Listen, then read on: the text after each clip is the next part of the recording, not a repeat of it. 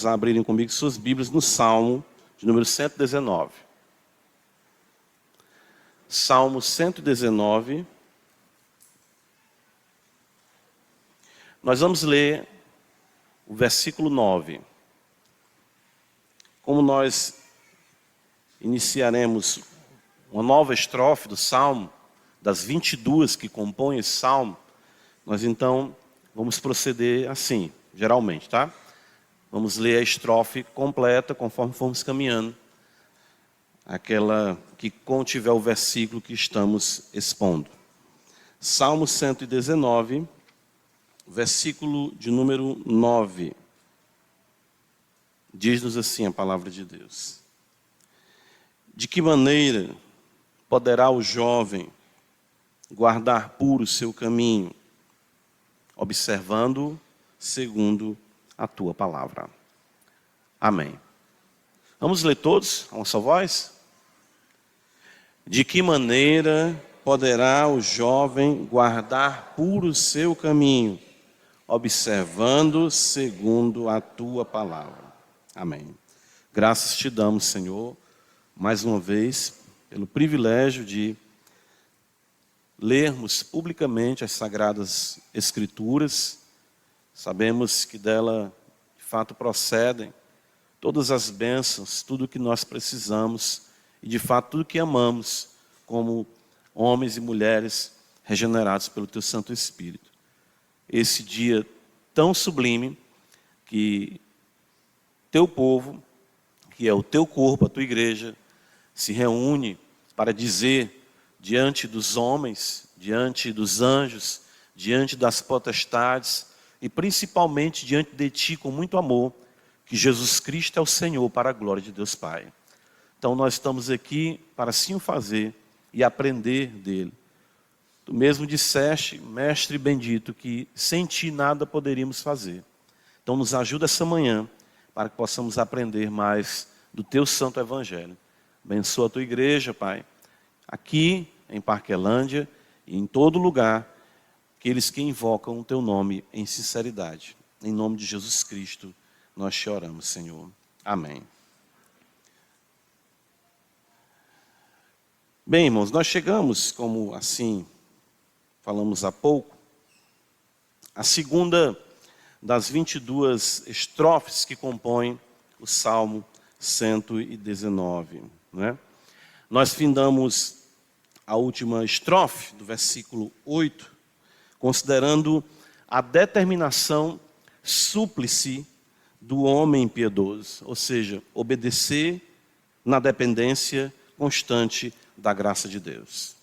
Então, o versículo 8, o salmista, ele diz: cumprirei os teus decretos. Nós vimos isso na semana passada. Então ele ora a Deus, né? Não me desampare jamais, né? Não me deixe, Senhor.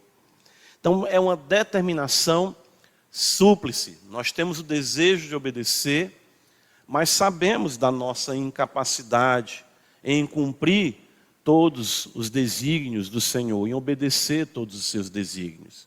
Mas isso não anula a resolução e o desejo de um coração regenerado, que busca no Senhor a força necessária para viver de acordo com a sua vontade, por amor. Isso então, irmãos, é ser feliz. Não podemos esquecer do que encabeça o Salmo 119. As duas bem-aventuranças que são pronunciadas pelo autor no verso 1 e no verso 2. Lembra, está escrito, bem-aventurados no verso 1. E também no verso 2, bem-aventurados. Né? Então, o que nós estamos observando na exposição do Salmo 119 é aquilo que o título traz, correto, a excelência da lei de Deus, mas também o resultado de se experienciar essa excelência, ou seja, a felicidade. A relação com as Escrituras nos traz, de fato, a alegria, a verdadeira alegria. Alegrai-vos no Senhor, diz o apóstolo. Outra vez digo, alegrai-vos. No que essa obediência, né, esse desejo de obedecer a Deus, ele evidenciará? O que ele buscará? O que essa obediência vai constatar e o que ela vai buscar? Né? De fato, essa determinação de obedecer quando ela deve ser praticada. Porque lembra que no versículo 8 ele diz, cumprirei os teus decretos. Não é? No que vai consistir o cumprir esses decretos? O que é que nós podemos entender? Quando ela deve ser praticada? E qual o meio utilizado nessa busca? O instrumento, vamos dizer assim, principal, para que de fato possamos viver essa determinação na presença de Deus. Então, a obediência, ela será constatada na busca pela pureza. Interessante isso. Veja que no versículo 9 do Salmo 119, ele tem um questionamento aqui. Como pode o jovem guardar puro o seu caminho? O que é que o salmista está buscando? Pureza. Então, o primeiro que ele vai observar é que para que ele obedeça, ele precisa ter uma vida pura, porque isso refletirá o caráter de Deus. Certo? Então, a obediência irá ser constatada na busca pela pureza, na prática da santidade. Quando isso deve ser buscado? Veja no Salmo 119, ele diz, de que maneira poderá o jovem? Ou seja, a vida de pureza em obediência aos mandamentos deve ser buscada na mais tenra idade. Por isso que ele não coloca aqui de que maneira o homem, ele coloca o jovem, não excluindo o homem, mas mostrando a importância de se ter um compromisso com a verdade na mais tenra idade. E o quanto isso é determinante para a formação do caráter de um homem. E como ele vai alcançar isso? Veja, ele diz, observando, no versículo 9 ainda, segundo a tua palavra. Claro, através da santa palavra, no mais cedo da sua vida, ele deve viver em obediência ao Senhor. É isso que ele quer, é isso que ele almeja, né? É isso que ele coloca como algo importante, claro e determinante para a caminhada cristã. Então nós precisamos de pureza, e é isso que eu quero observar em primeiro lugar, a necessidade da pureza. De fato, irmãos, desde a queda dos nossos pais, a impureza tem nos caracterizado. Então isso é algo que não temos como tirar totalmente de nossas vidas. Quando nós falamos de status, nós somos sim justificados diante de Deus, mediante a fé, pelo que Cristo fez. Mas nós ainda não temos a erradicação de todo o mal do nosso ser. Isso se dá em uma realidade gradual, em que o Espírito de Deus, mediante as Escrituras, ele vai purificando o nosso ser, conforme temos o conhecimento da vontade de Deus. Lembra do Salmo 51? Davi diz que eu nasci em iniquidade. Não é? Salmo 51, veja que está escrito no verso, olha só, 5. Ele diz assim para nós, eu nasci na iniquidade e em pecado me concebeu a minha mãe. Então, desde a queda dos nossos pais, todos nós nascemos com o pecado original. Nós somos pecadores, nascemos pecadores. A impureza caracteriza a vida de todo homem que palmilha essa terra, com exceção de nosso Senhor e Salvador Jesus Cristo e Adão antes de pecar. Então, nos seus pensamentos e atitudes, né, o homem é mau desde a mais tenra idade. Veja Gênesis capítulo 8, que está escrito para nós. Mesmo após o dilúvio, o juízo do Senhor sobre a humanidade, o Senhor, após aspirar o sacrifício oferecido por Noé, o Senhor diz no versículo 21, não tornarei a amaldiçoar a terra por causa do homem, porque é mau o desígnio do homem desde a sua mocidade.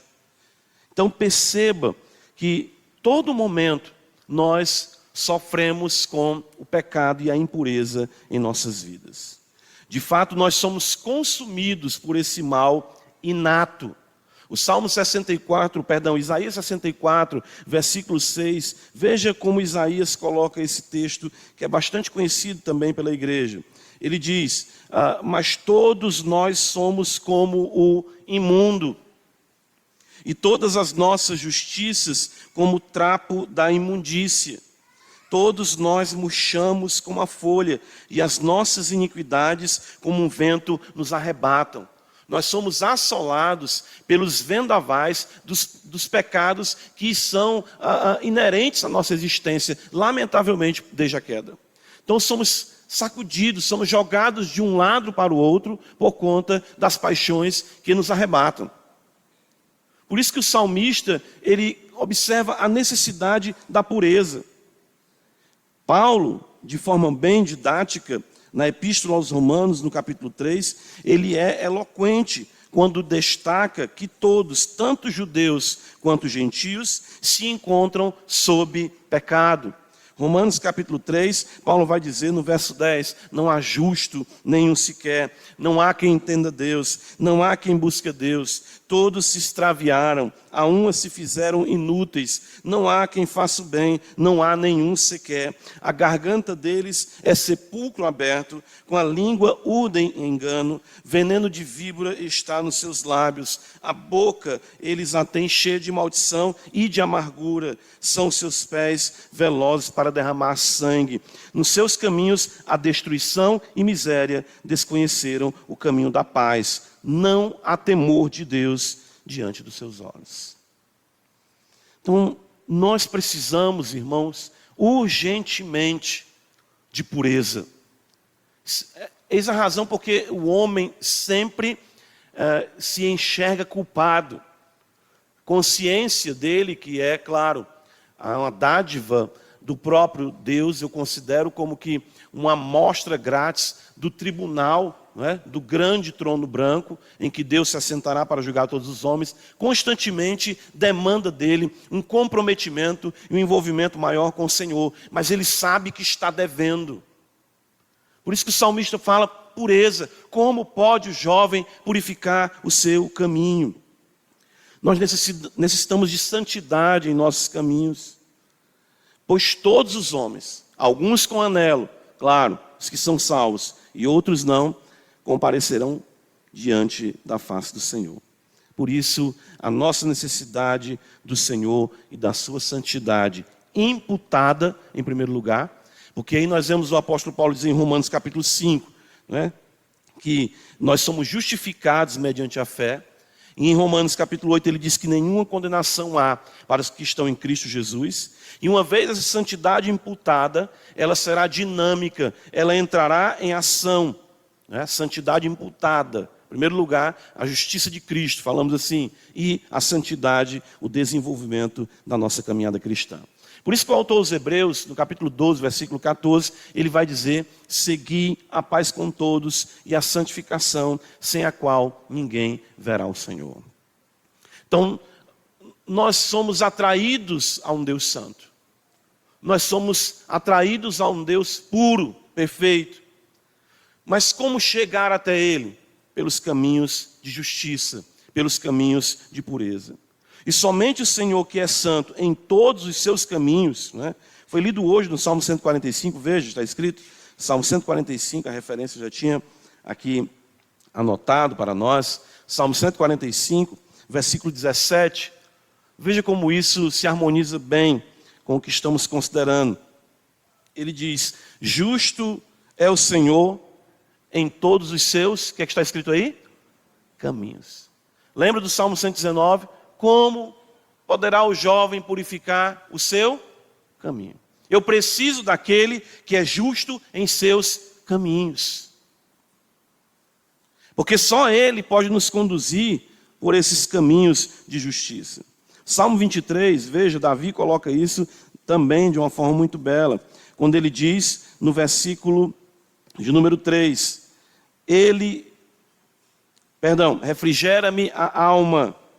E o que é que está escrito? Guia-me pelas veredas da justiça, por amor do teu nome. Guia-me pelos caminhos de justiça, por amor do teu nome.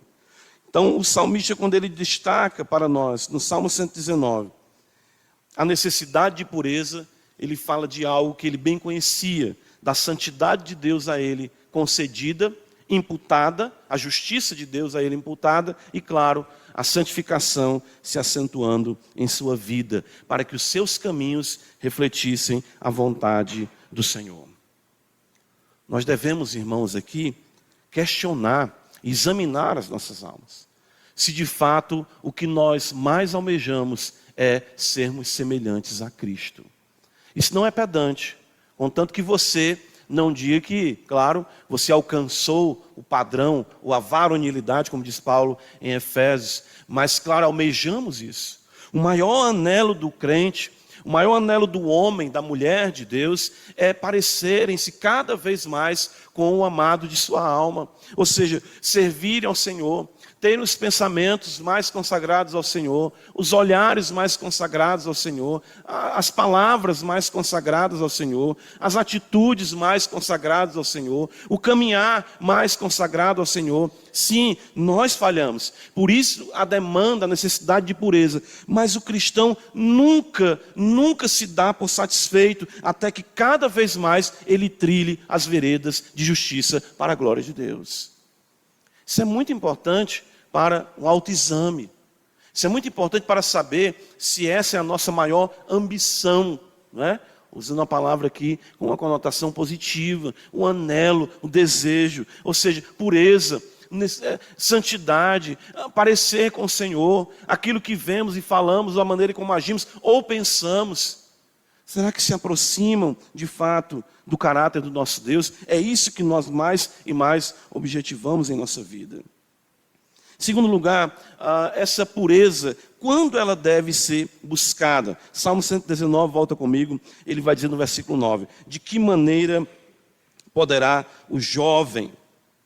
Então, se o mal nos é inato, por conta do pecado original, nós devemos o quanto antes em nossas vidas aplicarmos as armas da luz. É isso que a Bíblia está dizendo para nós. É isso que o salmista está destacando. Se o mal, ele está conosco, né? Ou seja, desde a nossa concepção, e se nós nascemos, como diz Davi, assim o cremos, na iniquidade, nós precisamos do antídoto, né, da palavra de Deus para combater esse mal na mais tenra idade. Não é por acaso, achei muito bela a providência, nós estamos aqui com a classe sobre criação de filhos, e nós estamos falando sobre isso. Não é por acaso que as Escrituras insistem na instrução das crianças. Provérbios 22:6 está escrito, veja, olha o que nos diz a palavra de Deus. Ensina a criança no caminho que ela deve andar. Lembra qual é a pergunta do Salmo? De que maneira poderá o jovem guardar puro o seu? E veja o versículo 6. Ensina a criança aonde? No caminho em que deve andar. E ainda quando for velho, não se desviará dele. E que a mesma, não é? Ou seja, demanda a aplicação de seus preceitos no alvorecer da vida. Então, a criança precisa do ensino, e quando nós pensamos na palavra de Deus atingir a nossa vida, isso deve acontecer no alvorecer da vida. Tem um texto em Provérbios capítulo 8 também, que a nossa tradução, no caso atualizada, ela não traz assim, mas outras versões trazem, que também é uma interpretação possível, uma tradução possível, que diz, eu amo os que me amam, e os que me procuram me acham. A ideia de me procurar aqui é me procurar cedo. Algumas versões vão ter assim, eu amo os que me amam e os que de madrugada me buscam. Alguns, baseados nesse versículo, entendem que aqui está o fundamento para as vigílias. Mas não é isso que o texto está dizendo. O texto está dizendo que, não estou dizendo também que fazer vigília seja algo errado, conduzido de forma correta, claro. Mas o que o texto está dizendo é que busque a Deus o mais cedo na sua vida. O que a sabedoria está dizendo, eu amo os que me amam, e os que me buscam mais cedo na sua vida, me encontrarão. Me acham. De fato, praticamente o destilar da sabedoria, no livro de Provérbios, destaca a instrução dos jovens por parte dos pais. Então, quando nós falamos de literatura sapiencial, Quando nós falamos de sabedoria nas Escrituras, nós nos voltamos para essa literatura, Provérbios, Salmos, Eclesiastes, Cantares, enfim, o livro de Jó também, alguns encaixam nessa categoria. O que nós observamos na literatura, principalmente pensando em Provérbios, na aplicação da palavra de Deus ao dia a dia, é que ela consiste em enunciados dos pais ensinando aos filhos. É recorrente a frase, filho meu, filho meu, filho meu. Interessante isso. Então você vê isso na Escritura, no livro de Provérbios, a preocupação, claro, os autores sagrados pensando em a palavra de Deus fazer parte da nossa vida desde a mais tenra idade. Mas por que a ênfase na juventude? Por que é tão importante nós considerarmos o aprendizado da palavra num momento, vamos dizer assim, na formação da nossa vida? Exatamente por isso, né? Eu pontuei aqui algumas questões a nós considerarmos no que concerne ao ensino da palavra de Deus, quando nós pensamos nos primeiros anos da nossa vida, na juventude, como diz o salmista aqui no Salmo 119. Primeiro, Deus é digno de que ofereçamos a Ele o vigor dos nossos anos. Então, por isso que Ele diz, de que maneira poderá o jovem guardar por o seu caminho? Aquele que não poupou o seu filho, ou seja, nos deu o melhor, ele não é merecedor do melhor?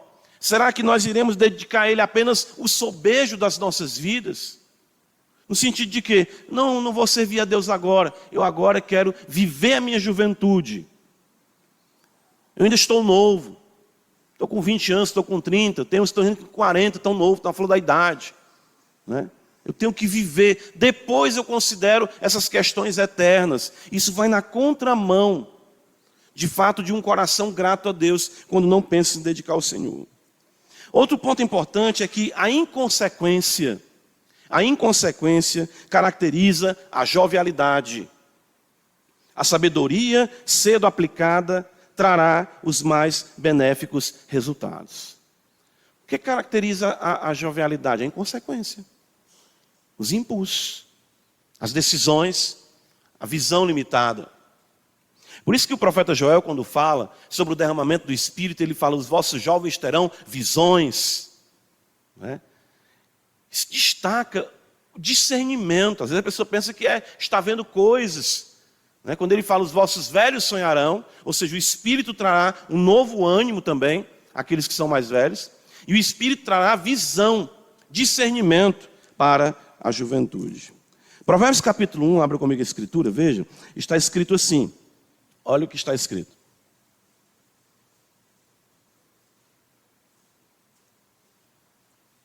Como é que Salomão se apresenta? Provérbios de Salomão, filho de Davi, o rei de Israel. Ele se apresenta como filho, para aprender a sabedoria e o ensino, para entender as palavras de inteligência, para obedecer o ensino do bom proceder, a justiça, o juízo, a equidade, com o objetivo de dar aos simples prudência e aos jovens o quê? Conhecimento e bom siso. Então, os jovens precisam de conhecimento e bom siso, saberem se portar, ou seja, terem critério. Terceiro lugar, as colheitas dolorosas marcarão a vida de uma juventude inconsequente. Veja Eclesiastes capítulo 11, um pouquinho depois de Provérbios. O autor sagrado vai dizer assim para nós, Eclesiastes capítulo 11, versículos 9 e 10. Alegra-te, jovem, na tua juventude, e recreie-se o teu coração nos dias da tua mocidade. Anda pelos caminhos que satisfazem o teu coração e agradam os teus olhos.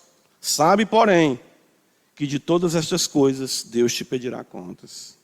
Afasta, pois, do teu coração o desgosto e remove da tua carne a dor, porque a juventude e a primavera da vida são vaidade. Irmãos, as colheitas mais dolorosas que eu tenho na minha vida são fruto da minha juventude inconsequente. As colheitas mais dolorosas de um homem, de uma mulher, cristãos, regenerados, salvos, por conta de que não viveram uma vida dedicada ao Senhor na sua juventude. Claro, isso envolve muitas circunstâncias que são peculiares. No caso de um lar não cristão, isso implica muito, se for o meu caso, e creio que da maioria aqui também. Mas o fato é que nós precisamos semear para colhermos, e não colhermos realmente, como diz a Escritura, tempestade.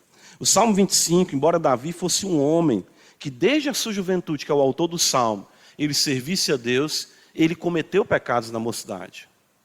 E esses pecados da sua mocidade o assombravam, porque é isso que faz os pecados da mocidade. Salmo 25, versículo 7, Davi vai dizer: não te lembres dos meus pecados da mocidade, nem das minhas transgressões. Lembra-te de mim, segundo a tua misericórdia, por causa da tua bondade, ó Senhor. Embora desde muito jovem, vejam como isso é terrível, o mal no nosso coração. Davi fosse um homem, um jovem que amasse a Deus, ele ainda assim fala: Senhor, não leve em conta os pecados da minha mocidade.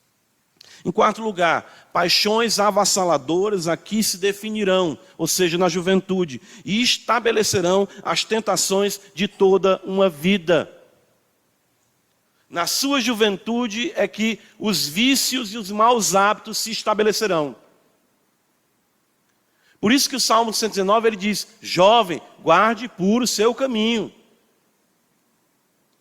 2 Timóteo 2, 22, Paulo vai dizer para Timóteo, veja o que está escrito, falando para um ministro, para um pregador da palavra. Ele diz para Timóteo isso: foge outro sim das paixões da mocidade. Falando para Timóteo. Então nós precisamos ter cuidado com isso. Precisamos tanto ensinar, pregar e insistir para que nós tenhamos uma juventude que se dedique de fato ao Senhor. Que beleza, aqui eu coloco em quinto lugar, uma vida dedicada ao Senhor desde a mais tenra idade. Que beleza, uma juventude piedosa. Por isso Eclesiastes 12, 1 vai dizer: lembra-te do teu Criador nos dias da tua mocidade. No Salmo 22, veja, está escrito também, Davi nos diz assim no Salmo 22, versículo 10, a ti me entreguei desde o meu nascimento, desde o ventre de minha mãe, tu és o meu Deus. E João escreve na sua epístola, ele fala para os jovens: jovens, vós sois fortes. Irmãos, quando nós vemos juventude, vemos jovens, rapazes, moços dedicados ao Senhor, nós vemos a graça de Deus abençoando a igreja de uma forma singular. Por que nós não temos hoje tantos Spurgeons, né? Ou Lloyd Jones? Quando eu olho para a vida de Spurgeon, quando eu olho para a vida de Lloyd Jones, né? Eu digo assim: meu Deus, quem me dera ter tido uma juventude dessa forma. Ser criado, né, com leitura piedosa. Ser criado num ambiente, numa atmosfera cristã. Desde pequeno aprendendo as sagradas letras, como Paulo fala que Timóteo aprendeu com a sua mãe, com a sua avó. O quanto isso é determinante na formação, vamos dizer assim, de vultos na história da igreja. E quanto àqueles que não são mais jovens, né? Pastor, e o que eu fiz? E agora, né? Não há esperança para mim, né? Nós devemos, irmãos, lutar contra as paixões da mocidade. Nós que já passamos, vamos dizer, da idade da juventude, nós devemos agora lutar e pedir a Deus a graça para uma colheita não tão dolorosa e não sermos arrastados e nem assolados pelas paixões da mocidade, certos de que os que esperam no Senhor renovarão as suas forças. Isaías 40, veja, ele diz isso para nós. Há uma esperança aqui, né? Não é que apenas a juventude possa ser tributada a Deus, mas a Escritura quer chamar a nossa atenção para a importância de que, se cedo você se condicionar espiritualmente, mais rapidamente você encontrará o Senhor. É isso que a Escritura apresenta. Mais do Senhor você terá. Mas o fato é que nos anos que lhe restam, ou nos anos que nos restam, nós podemos esperar do Senhor muita graça. Isaías 40, 28, ele diz: não sabes, não ouvistes, que o eterno Deus, o Senhor, o Criador dos fins da terra, nem se cansa, nem se fatiga, não se pode esquadrinhar o seu entendimento. Faz forte ao cansado e multiplica as forças ao que não tem nenhum vigor. Os jovens se cansam, porque uma juventude também não dedicada a Deus, ela será exaurida, né? E se fatigam, e os moços de exausto caem, mas os que esperam no Senhor renovarão as suas forças. Sobem com asas como águias, correm e não se cansam, caminham e não se fatigam. Eu lembro de Caleb, né? Que quando aos 40 anos foi enviado para ser espia, e houve a rebelião, ele permaneceu firme com Josué. 40 anos depois, ele chega para Josué e diz: olha, agora eu quero o quinhão que me foi prometido. Quando nós ali fomos fiéis ao Senhor. E ele diz: hoje aos 80 anos eu tenho a mesma força e o mesmo vigor. Por conta de quê? Porque ele dedicou a sua vida ao Senhor.